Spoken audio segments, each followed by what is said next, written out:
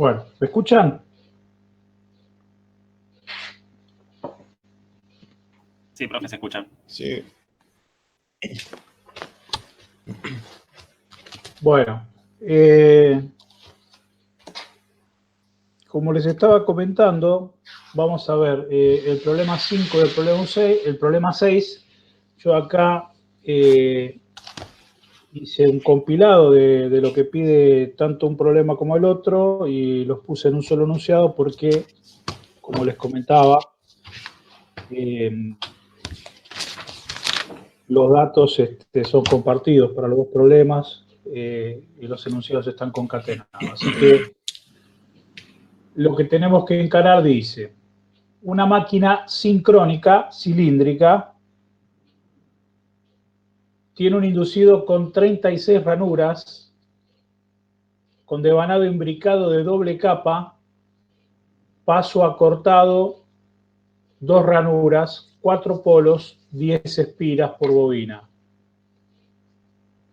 El entrehierro es de 5 milímetros, el diámetro medio 200 milímetros y la longitud 250 milímetros. Calcular.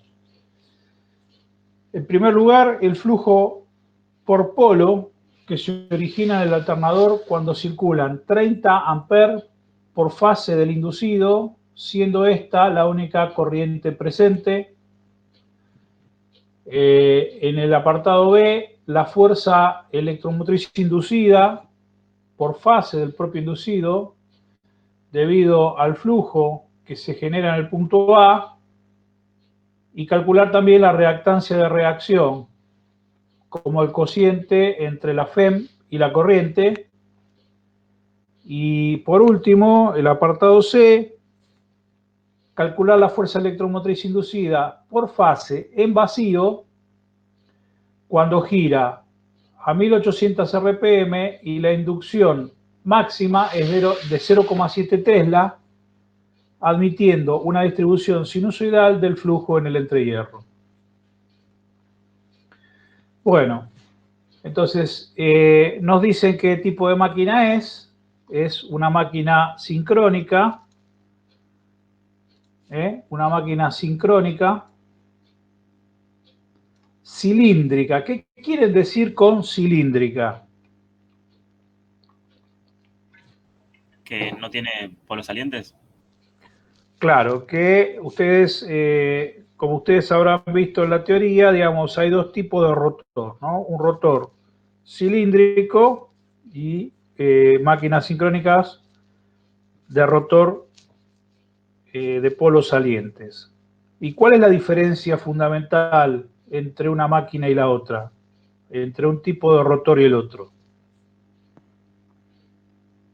Uno está bobinado y el otro de cable de rilla. ¿Cómo? No, salió muy entrecortado, por favor, repetime. El cilíndrico no es el que iba bobinado. ¿Que tiene bobinado? Sí, el que iba bobinado era el cilíndrico. Bueno, los dos rotores tienen arrollamientos bobinados en su formación, digamos. Tanto uno como el otro tienen arrollamientos bobinados. La diferencia fundamental entre uno y el otro está en que unos tienen un entrehierro que se puede considerar constante en toda la periferia, en tanto que, y ese es el rotor cilíndrico, en tanto que las máquinas de rotor con polos salientes tienen un entrehierro absolutamente distinto según la dirección del circuito magnético que yo considere. En ese sentido, digamos, cuando uno analiza la longitud del entrehierro justamente en la zona de las saliencias del polo, bueno, ese entrehierro es un entrehierro que diríamos, por llamarlo de alguna manera, entre comillas, normal, que podría ser como estos 5 milímetros de acá, Pero cuando uno analiza el circuito magnético por la dirección ortogonal a esa comentada recién, digamos, cuando analiza el circuito magnético en la dirección a 90 grados de esa, los entrehierros son absolutamente distintos, son muy grandes, y eso hace que exista, y ya lo vamos a ver cuando estudiemos la máquina sincrónica, existe una teoría particular para analizar el comportamiento de estas máquinas, que se llama la teoría de las dos reacciones o teoría de Blondel, según la cual se analiza la máquina teniendo en cuenta los fenómenos que ocurren según un eje y el otro, digamos, según el eje de menor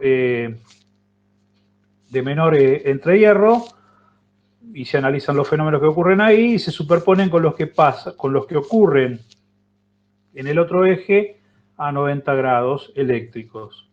Entonces, básicamente, la diferencia fundamental es esa, digamos, un entrehierro que podemos asumir como constante y en el otro caso un entrehierro absolutamente heterogéneo, distinto, al punto tal que existe una teoría particular para analizar el comportamiento de la máquina sincrónica de polos salientes.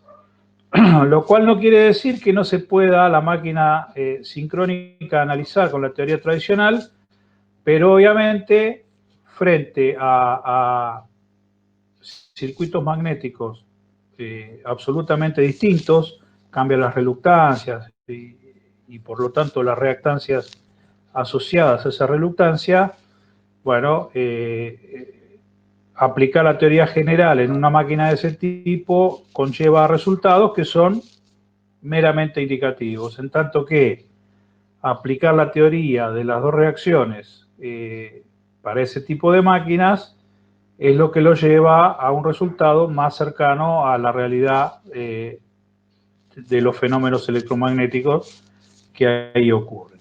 Entonces, tenemos una máquina cilíndrica, en la cual podemos considerar entonces que estos 5 milímetros que habla acá de entrehierro se pueden considerar constantes en toda la periferia. Después dice un devanado de 36 ranuras, imbricado, doble capa, paso acortado, 2 ranuras, 4 polos, 10 espiras por bobina. Bueno, da una serie de descripciones de la composición física o digamos de la conformación de los circuitos eléctricos y magnéticos de esta máquina. Entonces, nos pide calcular el flujo por polo que se origina en esta máquina construida, digamos, con los devanados implantados en la máquina de la manera que indica ahí, cuando por esos devanados circulan 30 amperes por cada fase del inducido. Y acá habla de siendo esta la única corriente presente. ¿Por qué hace esta aclaración? ¿Alguien me puede decir? Corrientes parásitas de pérdida. No. Ahí habla de siendo esta la única corriente presente. ¿A qué les suena eso? ¿Que es monofásico? No. ¿Qué otra cosa puede estar relacionada con este detalle? Que no es poliarmónica. Una poliarmónica se puede considerar como una corriente, depende de cómo uno lo mire. No tiene que ver con si circula corriente en el inductor. Claro, que en el inductor no hay corriente, quiere decir. Bueno, a ver, vamos por parte. Significa que en uno de los dos posibles circuitos capaces de llevar corriente, en uno sí hay y en el otro no. La pregunta del millón acá es cuál es el inducido y cuál es el inductor, tal como está presentado este problema. En una máquina de corriente continua, como las que estudiaron con Roberto el año pasado, ¿cuál es el inducido y cuál es el inductor?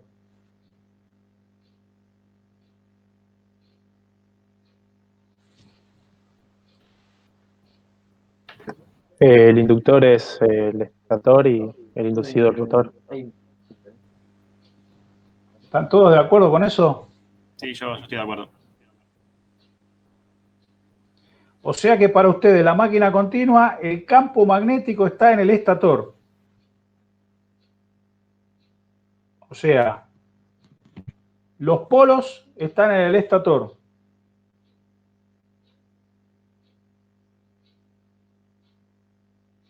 Si es de polo fijo, sí. Y si es de polo variable o polos La móviles. máquina está como generador. Bueno, a ver, esto es máquinas 1, pero muchachos, en la máquina de corriente continua, el inductor es siempre el rotor. Cuando la máquina funciona como generador o como motor, el inductor es siempre el rotor. ¿Está?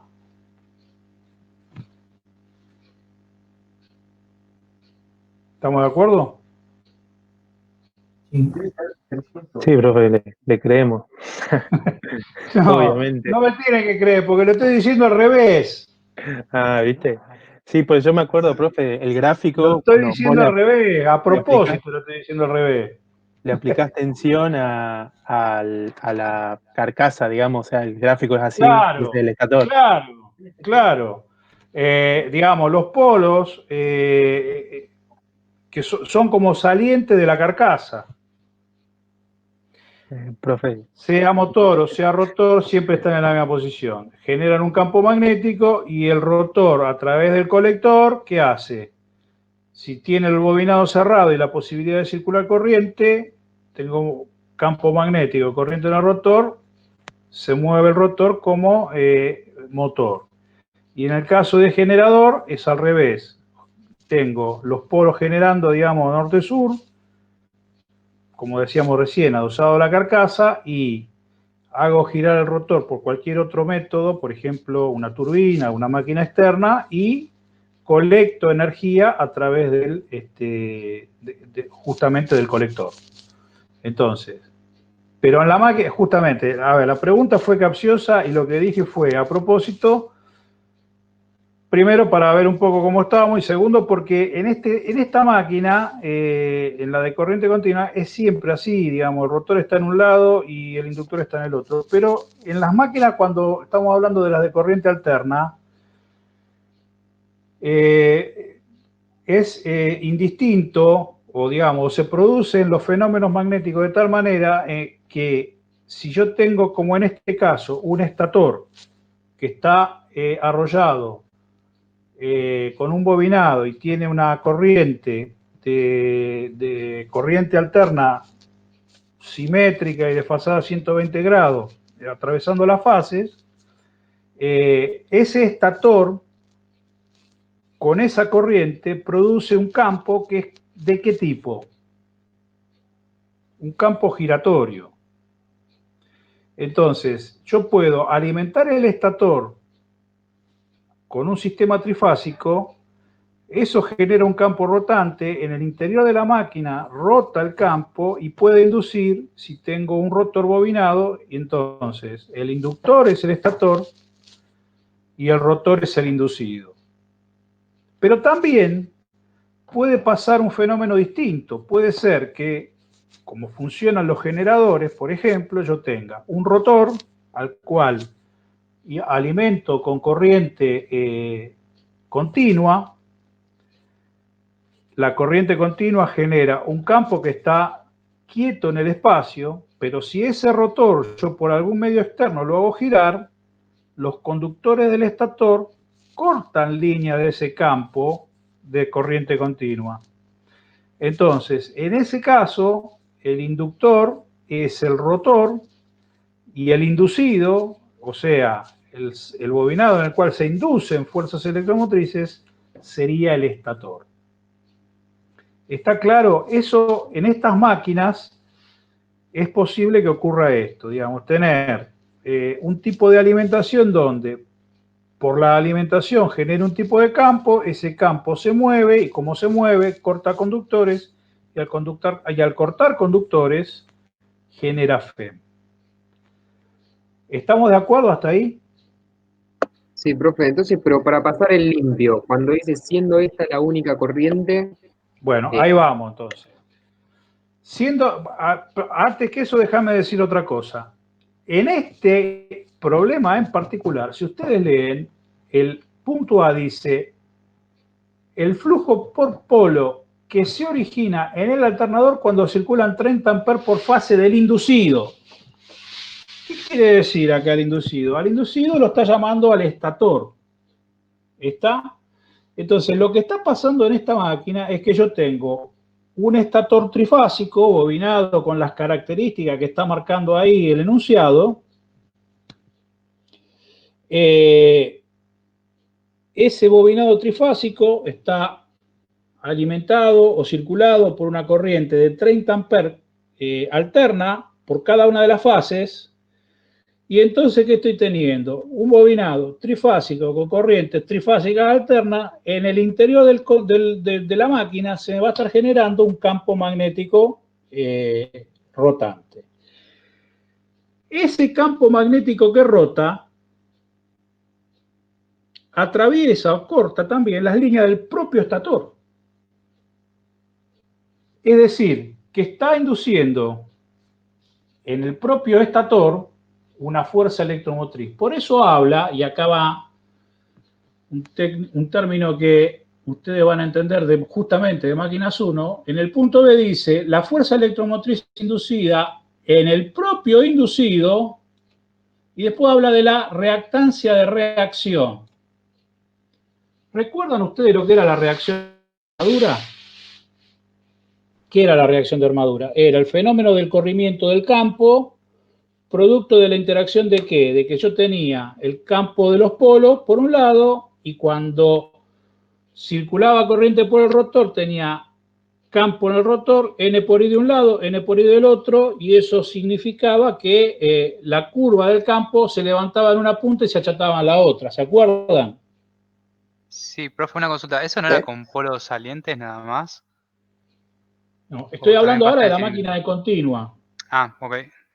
En la máquina de continua, cuando ustedes tienen el campo generado por el estator y tienen corriente en el rotor, tienen N por I de estator, tienen N por I de rotor. Los dos campos en el medio, siendo el medio el entrehierro, interactúan y eso hace que de acuerdo al sentido de giro de la máquina, de un lado crezca el campo y del otro lado se achique. ¿Se acuerdan de eso? Es como que se tuerce la curva. Sí. Se llama Sí, reacción de Sí. inducido. Y acá estamos hablando de reactancia de reacción porque es como la fuerza electromotriz que se induce en el propio bobinado como reacción a la corriente que el bobinado posee y genera el campo de giratorio. Entonces, yendo a la pregunta y para pasar en limpio, siendo esta la única corriente, quiere decir que tengo corriente solamente en el estator, no tengo corriente en el rotor y por lo tanto no tengo que componer los campos magnéticos para obtener en el entrehierro un campo resultante que es el que genera todos los fenómenos magnéticos posteriores. ¿Está? ¿Se entiende?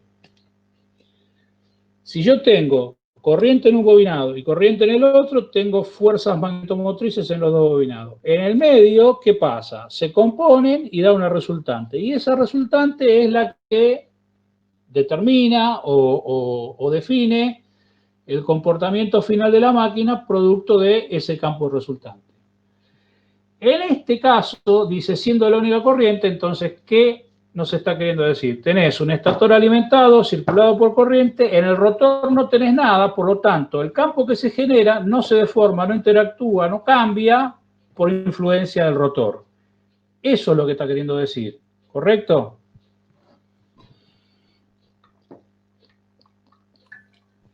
¿Qué sería el arranque de un motor sincrónico, digamos? el arranque de un motor sincrónico. No, acá no estamos arrancando nada. Lo que estoy diciendo es, tengo un bobinado y a ese bobinado le aplico corriente. Y esa corriente genera campo. No estoy ni arrancando la máquina, porque para que la máquina pueda arrancar, necesito justamente que cupla. ¿Y cupla cómo lo obtengo? Con dos corrientes en dos bobinados distintos. Como me está diciendo que no hay otra corriente, no estoy arrancando nada.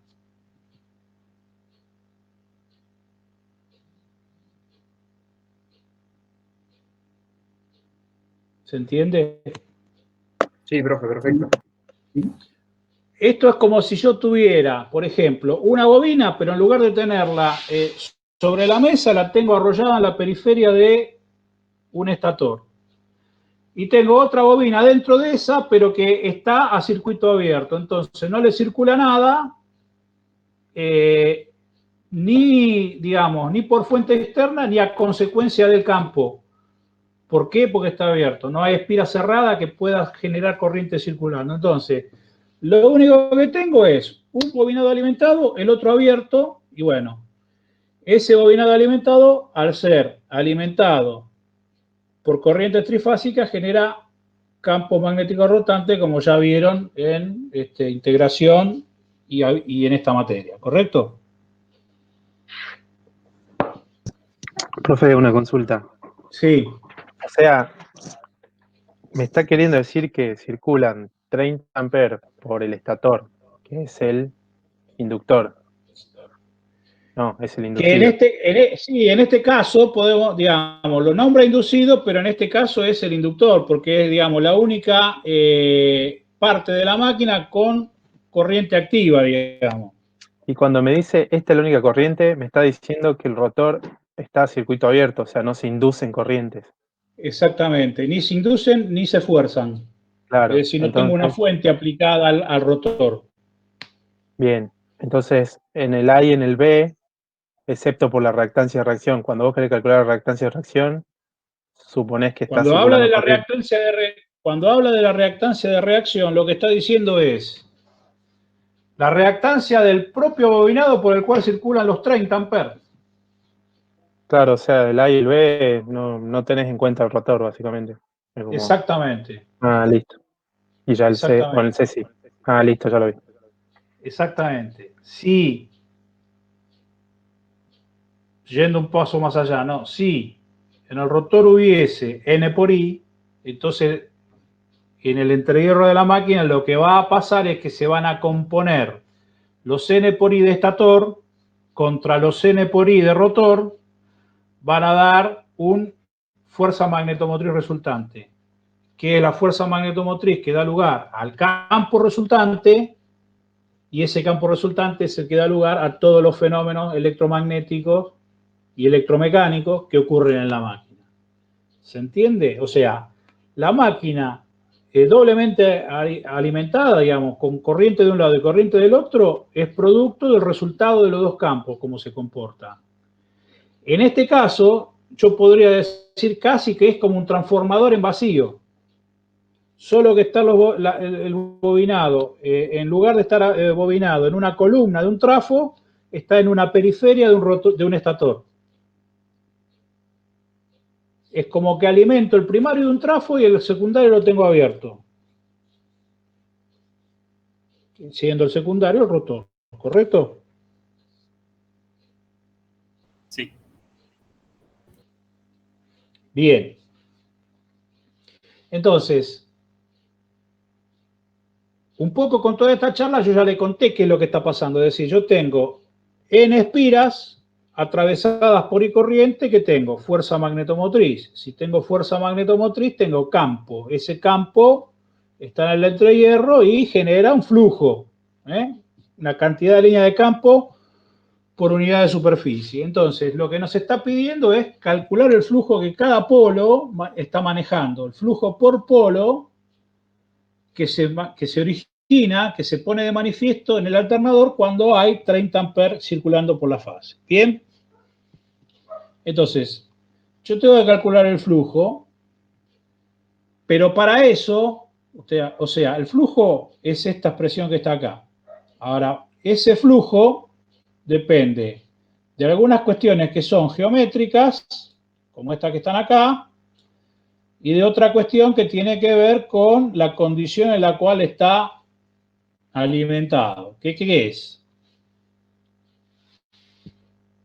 Es la fuerza magnetomotriz resultante que hay en el entrehierro de la máquina. Ahora bien, como tenemos una sola corriente, la fuerza magnetomotriz resultante es la que genera esa corriente, ¿correcto?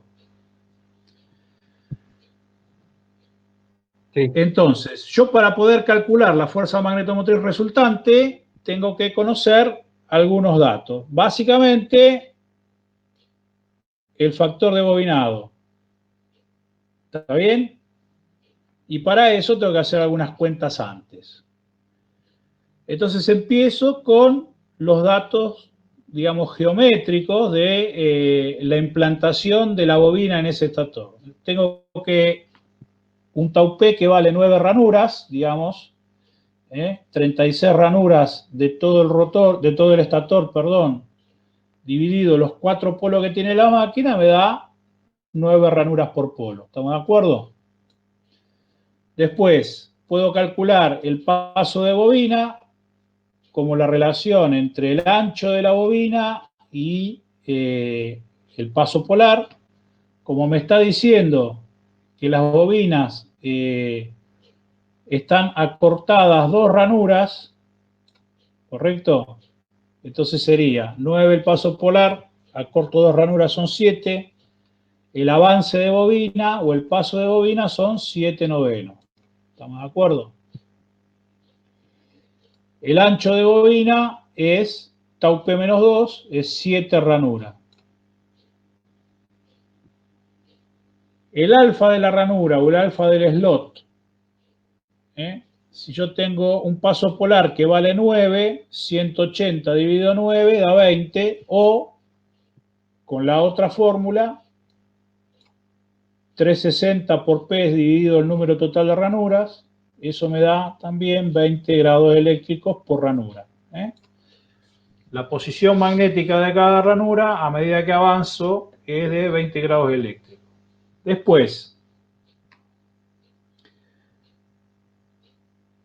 calculamos el número de bobinas por polo y por fase, asumiendo que este bobinado, tal como el primero que hicimos, a pesar de que no lo dice, está bobinado con bobinas por polo, no por par de polos, bobinas por polo. Entonces esto me da 36 bobinas dividido 3 fases por 4 polos, me da 3 bobinas por polo y por fase. El número de espira serie es igual a la cantidad de bobinas por fase. Profe, consulta, las bobinas por polo las asume porque no dice nada, ¿no? Las asumimos porque no dice nada, sí señor. Perfecto, gracias.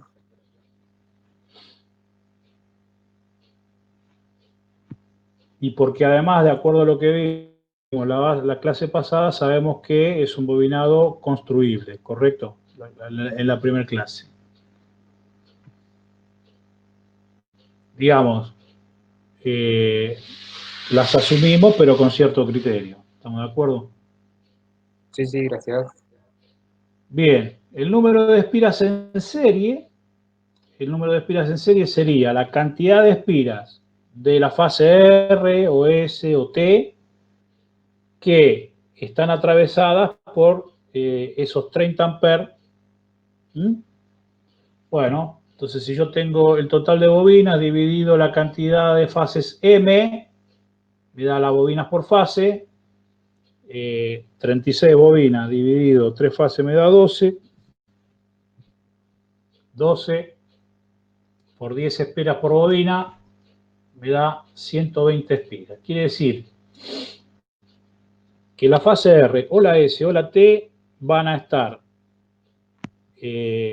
colectando FEM, por decirlo de alguna manera,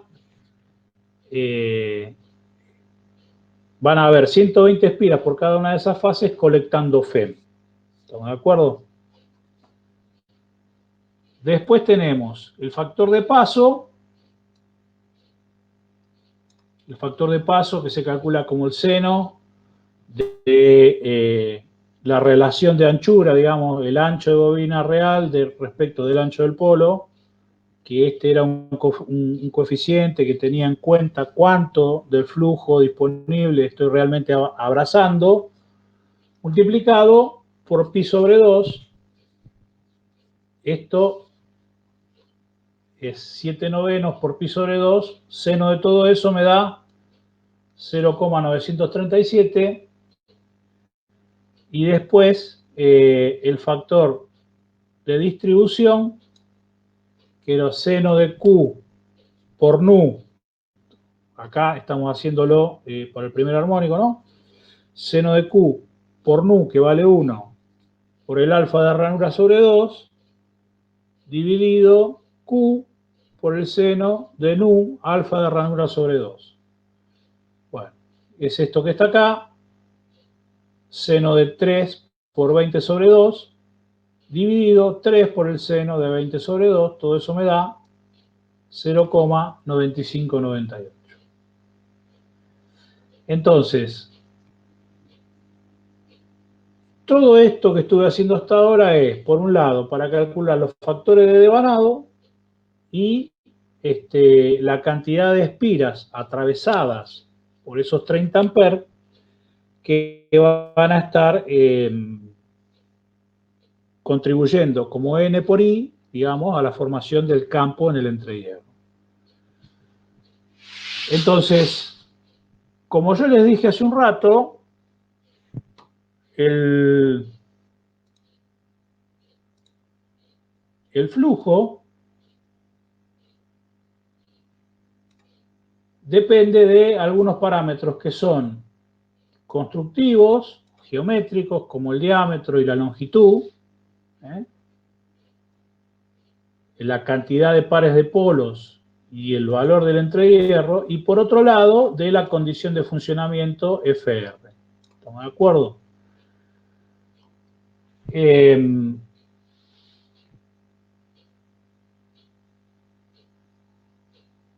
Acá yo les pegué, digamos, una explicación de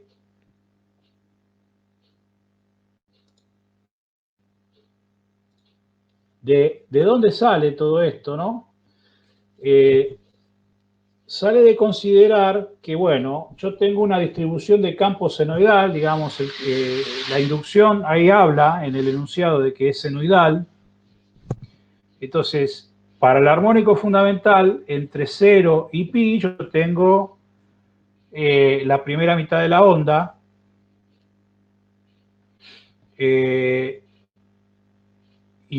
y este tipo de cálculos, digamos, como para cada posición geométrica del campo, digamos, para cada grado eléctrico del campo, yo estoy teniendo una inducción B distinta, se ve, digamos, porque varía senoidalmente. Entonces, para no lidiar con el problema de inducciones distintas correspondiente a cada ordenada tita, lo que se hace es decir, bueno, tomo el valor medio de la inducción, ¿correcto? Entonces, el valor medio, y asumo que lo que me falta de un lado lo compenso con lo que me sobra del otro, y bueno, puedo decir que más o menos lo que no colecté en el ángulo cero eléctrico se ve compensado por lo que colecta además en el pi sobre 2 eléctrico. ¿Se entiende el concepto digamos? Cada ordenada tiene un B distinto, pero para facilitar el cálculo, calculo un B medio y digo que, bueno, que ese B medio se mantiene constante en todo, digamos, el ancho del polo. El valor de B medio no es otra cosa que un valor de la integral entre 0 y pi, de B máximo, bueno, seno de omega t, etcétera. Bueno, cuando uno resuelve esa integral, te queda que el B medio finalmente es igual a 2 sobre pi por B de pico. y la superficie del polo está dada por digamos, la circunferencia pi por diámetro dividido la cantidad de polos dividido 2p, entonces me daría cuánto de la circunferencia ocupa cada polo multiplicada por el largo de la generatriz, digamos, de la máquina, ¿correcto? Entonces, pi por diámetro sobre 2p lo que me está diciendo es, de toda la periferia de tu máquina, cuánto ocupa cada polo. Y eso multiplicado por la longitud me da la superficie polar. ¿Estamos de acuerdo? De manera tal que el flujo por polo, que es el B medio por la superficie de cada polo, es 2pi sobre máximo, todo esto B medio, multiplicado por la superficie de un polo, que es pi sobre 2, d por L sobre P, pi sobre 2, d por L sobre P. De manera tal que los pi sobre 2 y 2 sobre pi se cancelan, se simplifican, y me queda que la superficie el flujo del polo es igual al B máximo por el diámetro del polo, el diámetro de la máquina por la longitud de la máquina dividido la cantidad de pares de polos. Y el B máximo, B es mu por H, entonces B máximo es el campo máximo dividido el entrehierro. La fuerza magnetomotriz pico dividido el valor de G. Eso lo reemplazo en la parte del medio de esta igualdad, digamos, B de pico, D por L sobre P es mu por H, D por L sobre P. Mu por H, máximo. Entonces, de ahí es de donde sale esta relación de flujo que vamos a estar aplicando vinculada con la fuerza magnetomotriz que da lugar al campo, ¿correcto? Bien. Bueno, y después calculamos la fuerza magnetomotriz, F sub nu. ¿Quién me sabe decir por qué aplicamos esta fórmula?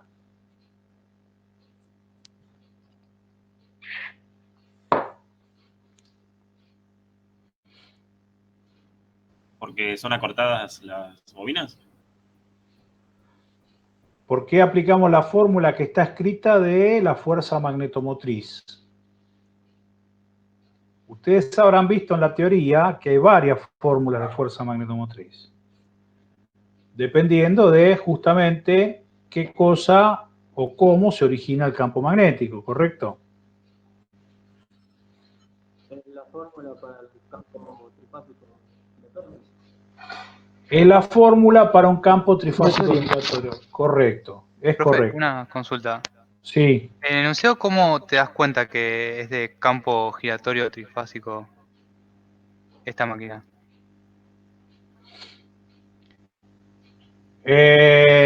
Buena pregunta. No te das cuenta. No te das cuenta. Pero este tipo de máquina, con este tipo de tamaño, no queda otra manera que sea trifásica. O sea, es más por las características geométricas y constructivas que otra cosa. Una máquina que está circulando 30 amperes y que tiene un diámetro de 20 y una longitud de 25, no queda otra que sea trifásica, digamos. Ahí en el punto C dice por fase en vacío, por eso te das cuenta. Arre. Claro, pero eso, si no yo no te hago la pregunta C, tampoco digamos, lo tendrías eso. No, claro. De cualquier manera, no es, Pero digamos... en el A dice por fase del inducido. Bueno, está bien. Ah, sí, Está sí, bien. sí, perdón. Está bien. A lo que voy lo que iba a decir es, te das cuenta por los valores que estás manejando por un lado. Por otro lado, si no te das cuenta, se pregunta y, digamos, no no pasa más que eso, digamos. Preguntá, ¿esto es trifásico o no es trifásico? Y listo, digamos. Pero tenés razón, acá en el punto A dice por fase del inducido. Correcto. Bien, bien. Entonces, volviendo al tema de la fuerza magnetomotriz, es correcto que usemos la fuerza, la ecuación de fuerza magnetomotriz correspondiente al campo generado por un bobinado trifásico alimentado por corrientes trifásicas. ¿Estamos de acuerdo? ¿Alguna duda hasta acá?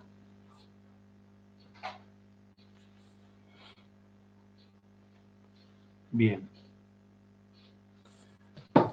De manera tal que la fuerza magnetomotriz del armónico nu está dada por m sobre 2, 4 sobre pi, raíz de 2 sobre 2, ns por i, o sea, la cantidad de espiras en serie por la corriente que la atraviesa, por el factor de devanado correspondiente al armónico, dividido P, multiplicado por la cantidad de armónicos, digamos, ¿no? P por nu. Fíjense que acá está, aparece la raíz de 2, la raíz de 2, ¿por qué?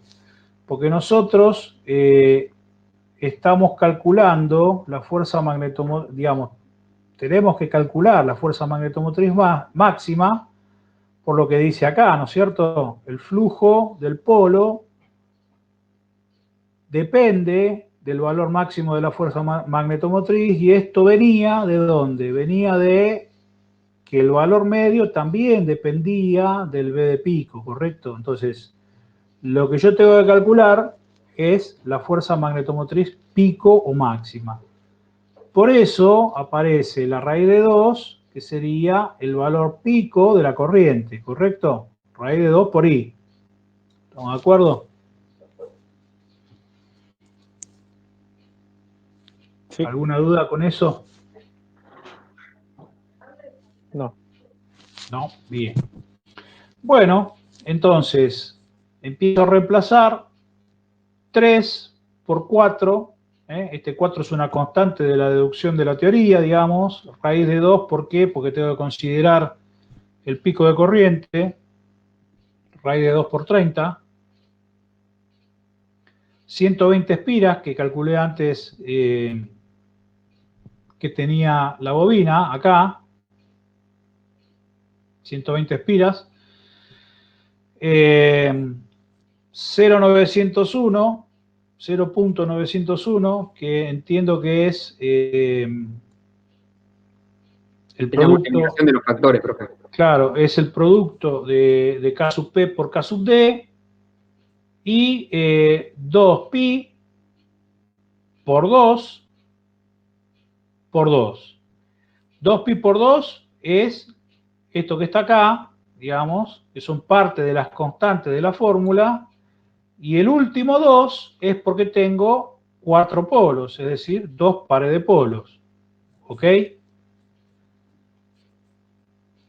Si ustedes hacen toda esta cuenta que está acá, digamos, m por 4 por raíz de 2 sobre 2pi por 2, esto les va a dar un factor que es 1.35, que sería la caracterización de la fuerza magnetomotriz para un campo rotante de un sistema trifásico, o sea, un sistema en el que m valga 3. Cuando m vale 3, esta constante da 1.35, ¿correcto? Bien, bueno, hacemos todo el cálculo, eso me está dando 2190 amperes-espira o ampervueltas. Y bueno, con este valor, que es el valor de pico correspondiente al primer armónico de fuerza magnetomotriz, lo reemplazo en la fórmula de el flujo. Y entonces voy a estar calculando el flujo por polo de primer armónico. Mu0, 4pi por 10 a la menos 7, por D, 20 centímetros, por L, 25 centímetros, o 250 milímetros, o 0,25 metros, digamos, por el valor de pico de la fuerza magnetomotriz, que habíamos calculado antes, los 2190, dividido 2 pares de polos, por los 5 milímetros de entrehierro. 5 por 10 a la menos 3, o 0,005. Todo eso está dando 0,01376 Webers. Quiere decir que tener una máquina arrollada de esta manera, atravesada las espinas, sí, construido con las características que está mostrando el enunciado. Ese bobinado puesto en la periferia de la máquina y alimentado con corrientes trifásicas de 30 amperes eficaces, por el solo hecho de estar alimentado con corrientes trifásicas que generan un campo giratorio, bueno, ese campo giratorio va a estar manejando por polo un valor de 13,7 miliweber, ¿correcto?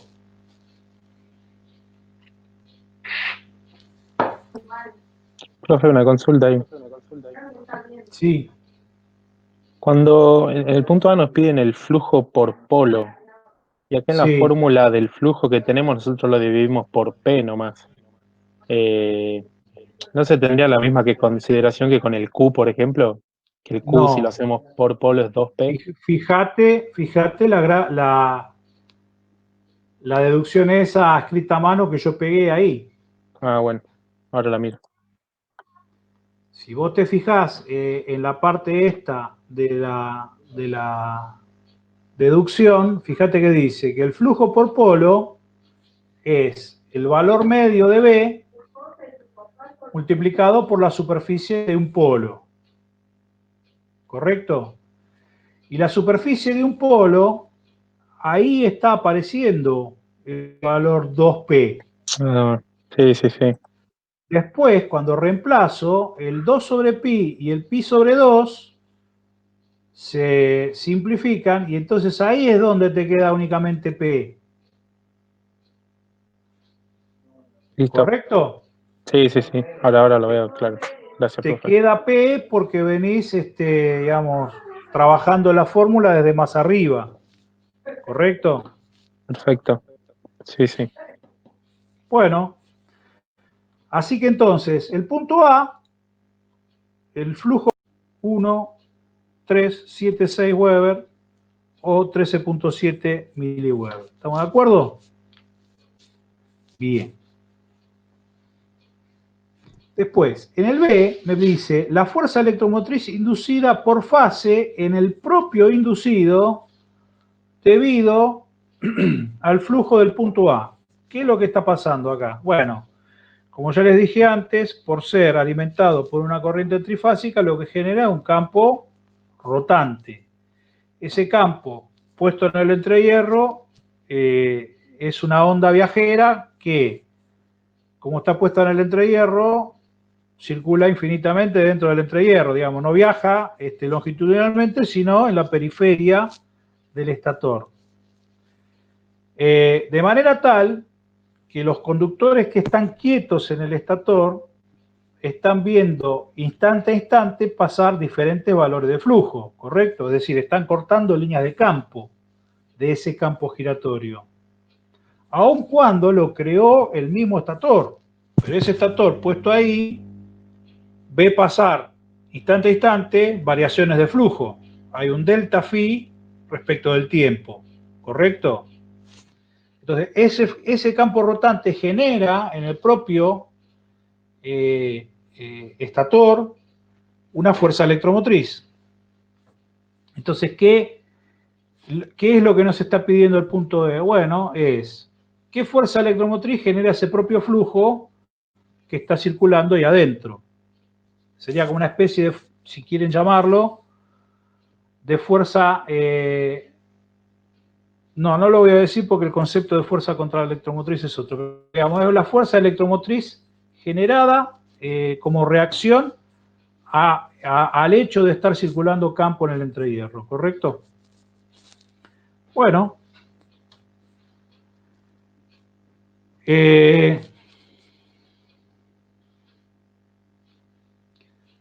A partir de un dato que aparece en el punto C, dice que habla de 1800 RPM, digamos, asumimos que el campo está conectado a una fuerza, a una frecuencia, perdón, o las corrientes que generan ese campo corresponden a una frecuencia de 60 Hz. P por N sobre 60, 2 por 1800 sobre 60 me da 60 Hz. Entonces, el valor eficaz de fuerza electromotriz que se va a estar generando es igual a 444 por la frecuencia de rotación. Esta es una FEM de rotación en la cual el valor, la magnitud depende de la magnitud de la frecuencia o de la magnitud y por lo tanto de la velocidad con la cual rota el campo, FR, frecuencia de rotación, omega R, omega pulsación de rotación, van a dar lugar a una E de rotación, como también se la llama, ¿no? Una fuerza electromotriz de rotación. ¿Producto de qué? De la rotación del campo en el seno del entrehierro. 444 por F, por N, por Phi, por el factor de bobinado. 60 Hz, la cantidad de espiras, 120 espiras, el factor de bobinado, que es el mismo que habíamos usado antes, si ustedes se fijan acá, 0,901. Y multiplicado por el flujo. ¿Qué valor de flujo? 0,138. Acá me parece que hay un error de comas. Es 0,0138 y me parece que le falta un 0 a esto. Sí, guarda 397. Sí. Ah, con el valor corregido da también 397. 0,0138 da 397. Bien, entonces acá le está faltando, después le voy a hacer la corrección, le falta un decimal, digamos, ¿correcto? Sí. Bueno, entonces, fíjense que estamos hablando de 390, o sea, una máquina de 400 volts de tensión de fase, estamos hablando, ¿correcto? Y lo que pide como reactancia es simplemente, digamos, esa fase que tiene entre bornes 396 volts y está siendo circulada por 30 amperes, bueno, el producto, digamos, el cociente de esos valores, producto de la aplicación de la ley de Ohm, me está dando una reactancia de 13.21 ohm, ¿correcto? Fíjense que es un valor de reactancia que si yo cambio la corriente que la atraviesa, eso me va a estar variando también la fuerza magnetomotriz, ¿correcto? Pero ¿qué va a pasar con la reactancia?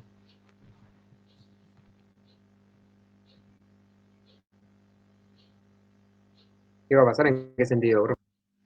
Y si en vez de circular 30 amperes de corriente, circulan 15.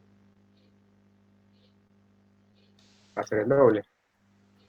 No, Aumento. debería mantenerse porque La tensión varía también, la fuerza electromotriz. Ah, claro, va a cambiar los parámetros del ejercicio anterior, del punto anterior. Exactamente, eso es lo que estoy preguntando, digamos. El trasfondo es, si cambia los parámetros de la parte anterior, va a estar cambiando la fuerza magnetomotriz. Con la fuerza magnetomotriz va a impactar en el flujo. Si impacta en el flujo, impacta en la FEM. Entonces, bueno, hay que hacer un análisis, digamos, de un par de escalones más atrás, ¿correcto? ¿Estamos de acuerdo? Bueno. Entonces, esto me está dando 13.21 ohm. Y el último punto que pedía era la fuerza electromotriz inducida por fase en vacío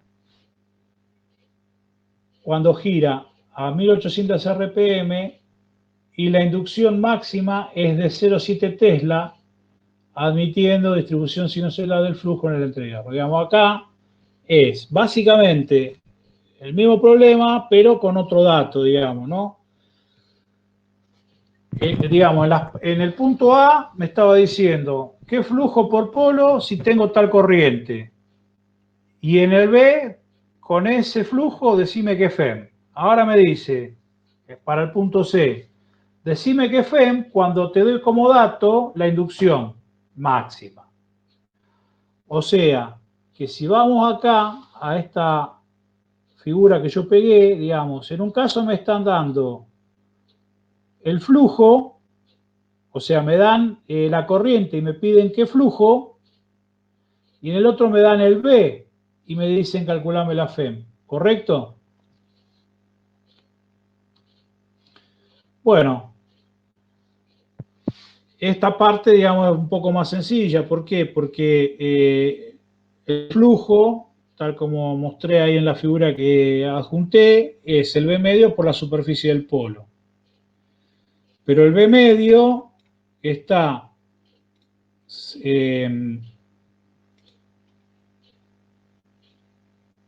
relacionado con el B máximo,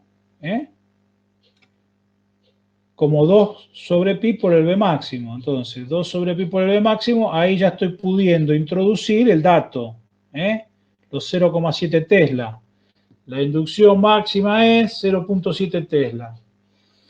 Y después el resto son todos datos digamos, de composición geométrica, de fabricación de la máquina. Diámetro, longitud y cantidad de polos.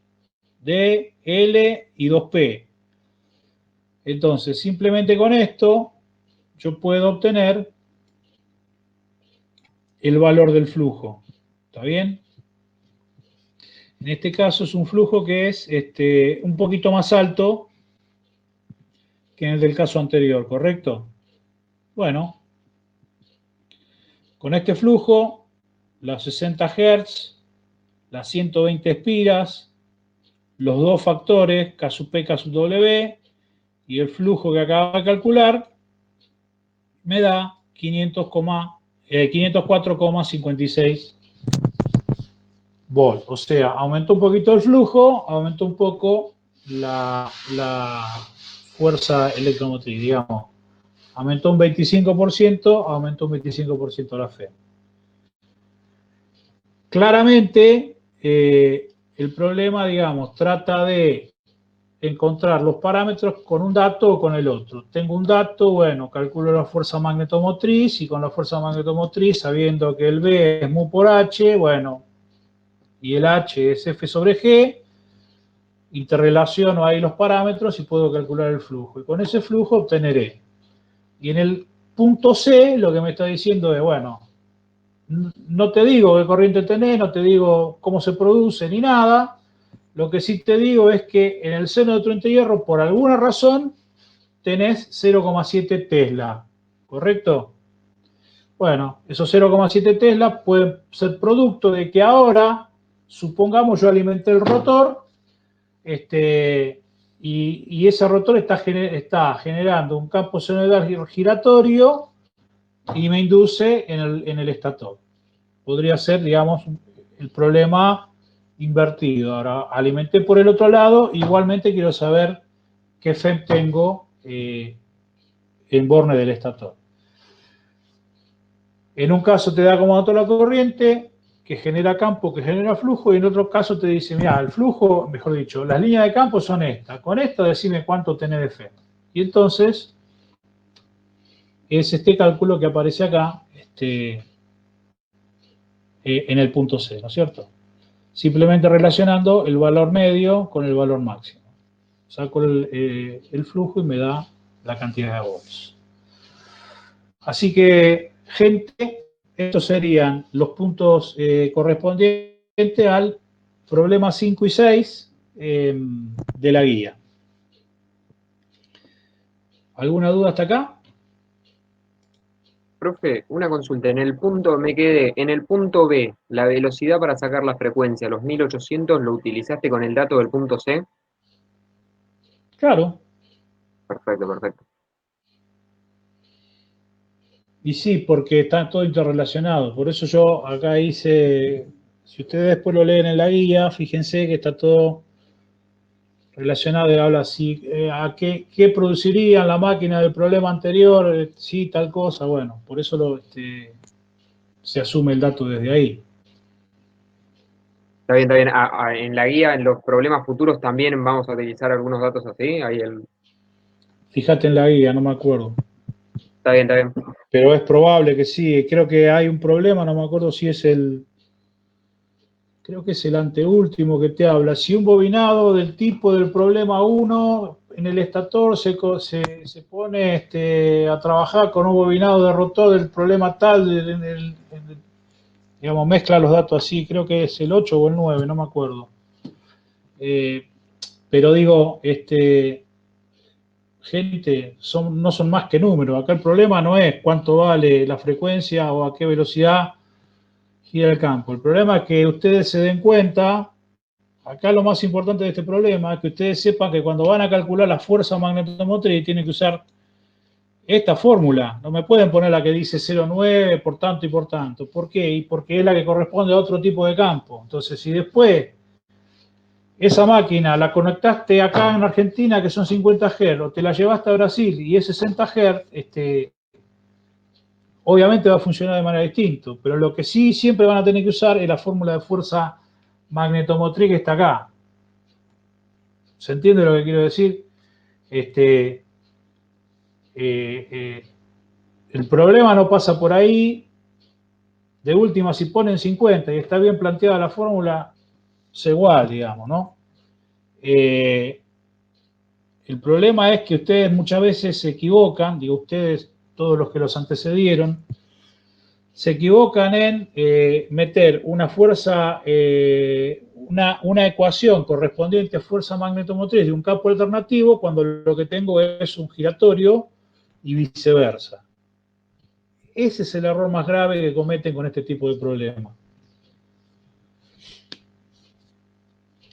¿Alguna otra consulta?